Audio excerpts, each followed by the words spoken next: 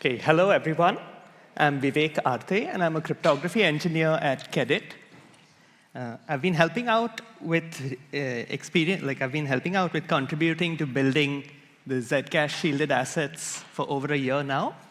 And what I feel and what I've heard from a number of people at ZCon4 so far is that we are all on the cusp of this amazing new frontier for Zcash, and that the Zcash ZSA protocol is going to open doors to many more applications and possibilities in the future. So over the next 15 minutes, we're going to explore some ideas that are useful, needed, and achievable using the ZSA protocol. There are ideas about issuing new assets, NFTs, and even swapping these assets one for the other. However, and also these, without doubt, are what gets a lot of us interested about the ZSA protocol. However, we were talking about this just a little while back in the previous talk.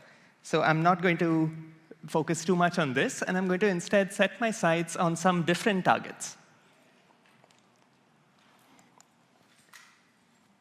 So first of all, we see this, we have an example of something that's super useful and that can be built on top of the ZSA protocol with absolutely, for free, with no additions. So this is regarding elections, which are a cornerstone of democracy and decentralized systems. Zcash Shielded Assets will provide a way for us to conduct elections in a secure manner while giving us privacy of individuals' votes. So we are going to take a look at this real soon, so stay tuned. The next thing we are going to look at is a little more sobering. As we start using ZSAs to create assets and things like stablecoins, we can foresee exchanges and regulators coming up with reasons to want to inspect and look at transactions more and more. At first glance, this seems to be at odds with the principles of financial privacy that have been so dear to Zcash. But if we look carefully, we see that we can just say, ¿por qué no los dos to this? That is, we will look at some ideas by which we can maintain the privacy features in general, while at the same time allowing assets the option to provide details to regulators and exchanges as necessary.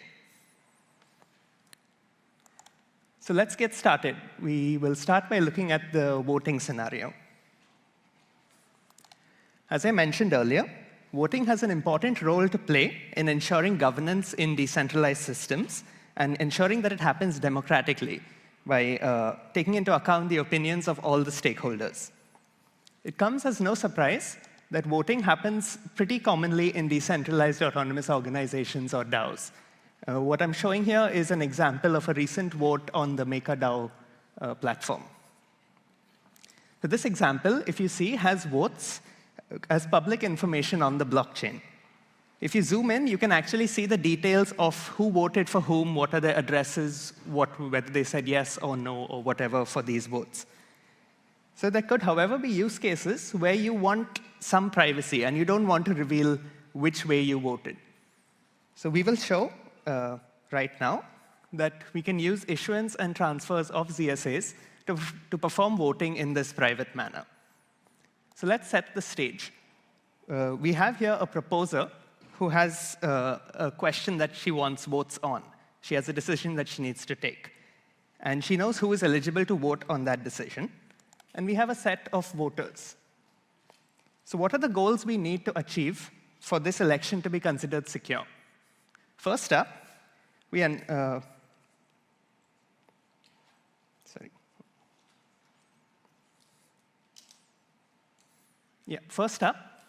it should not be possible for someone to alter votes, count votes that have not been validated, or to include,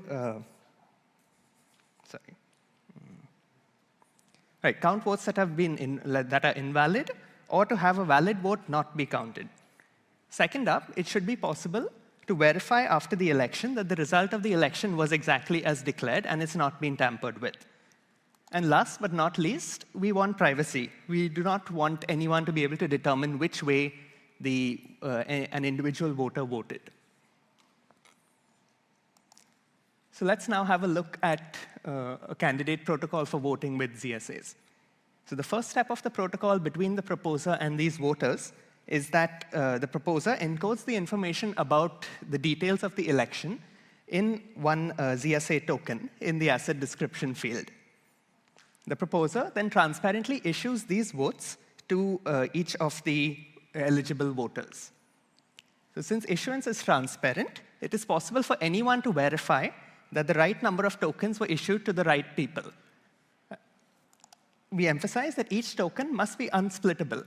That is, that the token should be the minimum value that cannot be split. This is so that a voter cannot transfer just a part of their share to someone else to split the votes into two.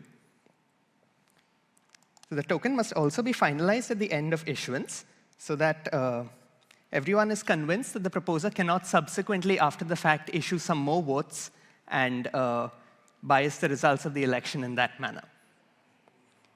So at the end of this, each voter will have a ballot token, and it will look something like this. So then each voter, now first, the proposer will publish a couple of addresses or any number of addresses based on the number of options that are there for the election. So the voter can also provide further administrative information, such as the details of how long the voting will be open for, and so on.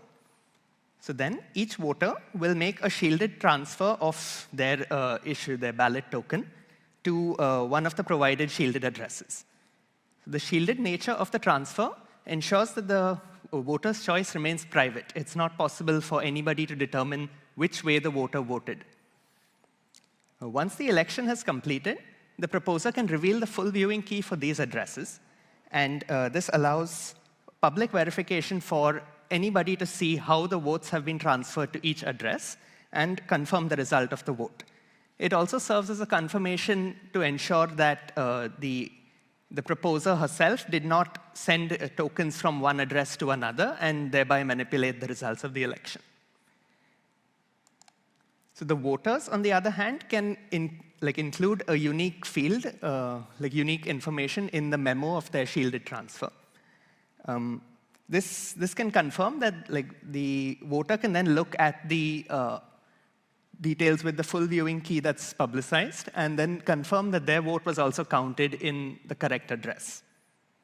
So a great outcome of this entire process of verification is that this whole thing can be constructed as a web service on a browser itself. Only the token, the addresses, and the viewing keys will change from election to election, and the rest of the infrastructure can just be reused ad infinitum. So this is a great, simple protocol that can be used for elections, but it does not handle certain cases which may be relevant in certain contexts. So most significantly, the protocol doesn't prevent a voter from delegating their vote to someone else by performing a shielded transfer to that other person. If this is something that you want to disallow, then there will be a need for some augmentation to the protocol. On the other hand, even if you want to have delegation, this, for example, in a liquid democracy scenario, in that setting, the protocol will lack a mechanism, this protocol, the basic protocol, lacks a mechanism by which a person can check that the delegated voter actually performed the way they were supposed to.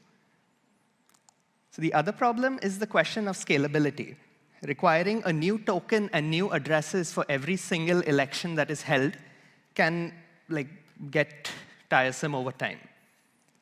So yeah, spoiler alert is that the idea that's coming up next can be used to sort of ameliorate this problem of having new addresses every time. But let's keep that aside for now. So this brings us to the next section of ideas regarding compliance. So exchanges usually need to keep track of certain information when they are providing services so that they can confirm that they are not abetting bad actors when they are performing providing their services. They do this in a few ways, such as know your customer or KYC protocols, and revealing the full trace of large transactions in some cases. So Zcash already provides viewing keys, which give us some options. As a quick recap, remember that when viewing keys are provided, it reveals information that the user has about their transactions, specifically who the transactions were made to, and in the case of transactions that were received, the amounts and memo information of those transactions. However, the introduction of ZSAs introduces new dimensions for information. For example, a person might want to comply by receiving transactions of a specific, revealing transactions of a specific asset. This granularity cannot be provided by the existing viewing keys. So we believe that these new transactions can provide us with opportunities to comply in more focused and more private ways. It's important to stress that these features are all opt-in. This is helpful because you might need to have these features if you are a stablecoin, but at the same time, you may not want to have these features of revealing everything if you're just issuing an NFT for a small party among friends or something. So the issuer here can decide whether or not a particular feature is necessary or required for the token at the time of issuance. This is the choice that allows us to balance between privacy and compliance.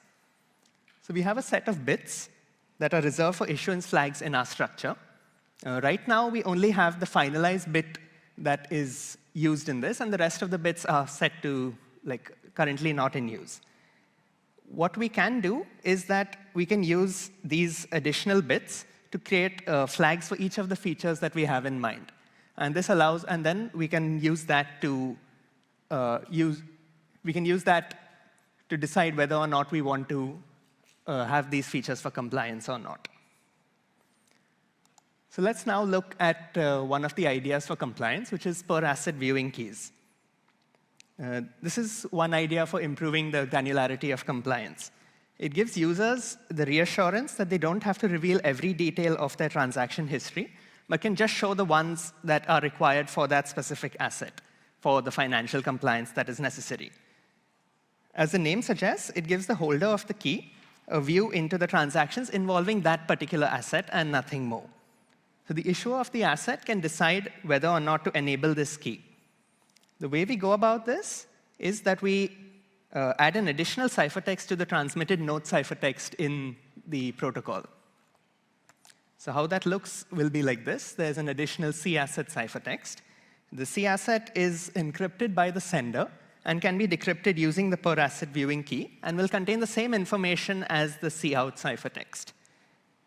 So unlike C enc and C out, the C asset needs to be a public key encryption.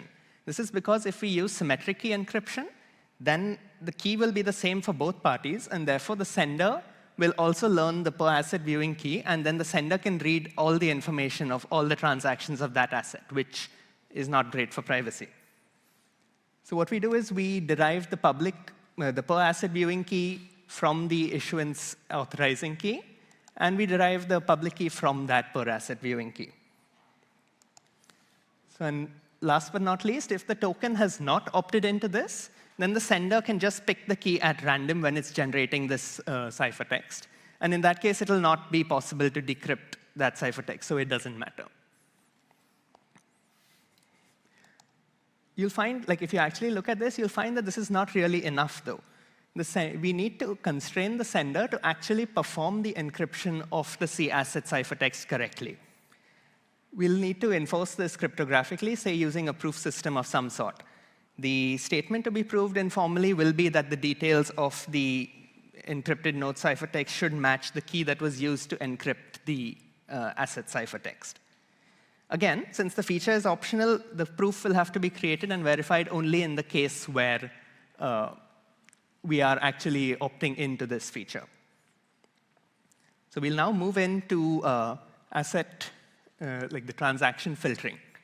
Stablecoins is the main motivation for this, because they might need the ability to refuse transactions from certain addresses or learn more information about the sender before they can provide services to that sender. Another use case is something that Zuko mentioned yesterday about miners who just want to mine and then directly cash out without interacting further with the Zcash ecosystem. So the first step that we can do is to have a one-hop sort of situation where we allow senders to provide information to the exchanges to convince the exchanges that they are OK with the transaction going ahead. Subsequently, we could have further information, further techniques to ensure that there's no blacklist in the entire trace of transactions happening for that transaction. So this is, however, quite complicated. It there are some interesting ideas using cryptographic accumulators, but we won't get into that in this talk because I think I'm short on time. So yeah, so to go through this quickly. Right, the transaction filtering will work with, it works under the assumption that you have some KYC that's happening off-chain, and that KYC includes the generation of a signing key for the customer that allows the exchange to have some confidence that, yes, this signing key belongs to this customer.